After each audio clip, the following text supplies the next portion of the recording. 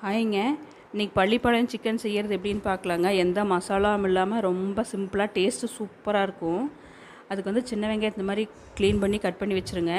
வரமிளகா விதையெல்லாம் எடுத்துகிட்டு இந்த மாதிரி கையிலே பிச்சு வச்சுருங்க. உங்கள் காரத்துக்கு தகுந்த மாதிரி மிளகாய் எடுத்துக்கங்க.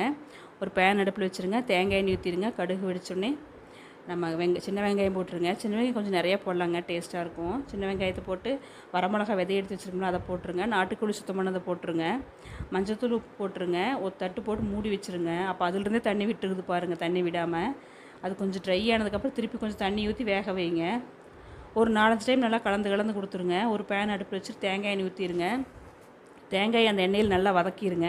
இந்த மாதிரி செஞ்சால் டேஸ்ட்டு சூப்பராக இருக்குங்க. தேங்காய் கடிபடுறப்போ நல்லா வெந்துருச்சு பாருங்கள். நம்ம தேங்காய் எண்ணெயில் தேங்காய் வறுத்து வச்சுருக்கோம்ல, அந்த தேங்காயை போட்டுருங்க.